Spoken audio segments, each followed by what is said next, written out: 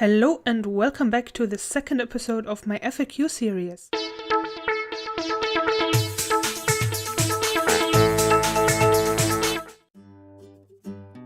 Today we are talking about detransition. Now, I can only talk for myself, but I can imagine that it is similar for other trans people.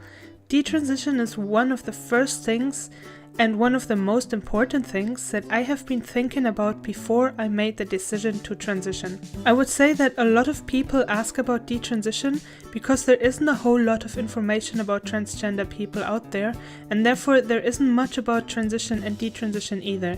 There's a lot of misinformation and people speak for us, but those people often don't know what they're talking about.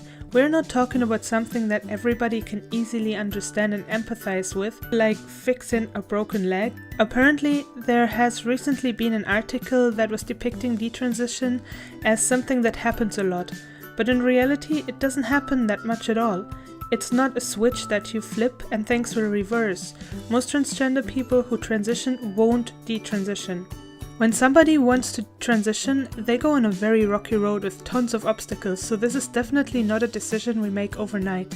We think about detransitioning and how likely it is. Most of us know for a fact that transition is the right thing, and we go through all the humiliation because we have to.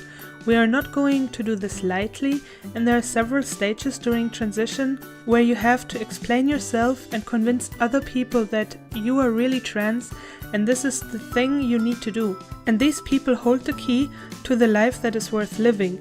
If they are not convinced that transitioning is what you need, they will not unlock this door for you.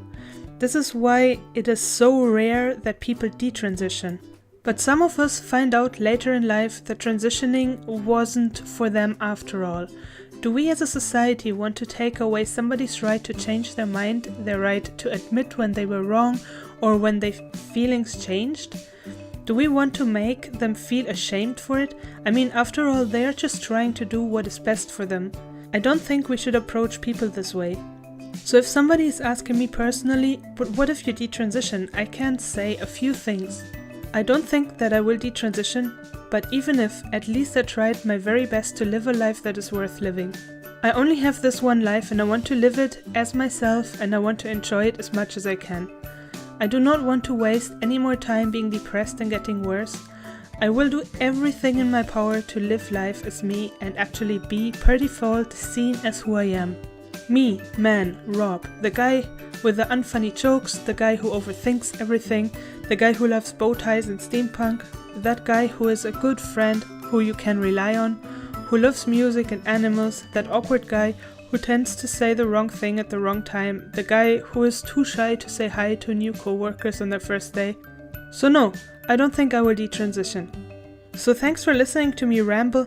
Give that subscribe button some love, leave a like and leave your question in the comment section below.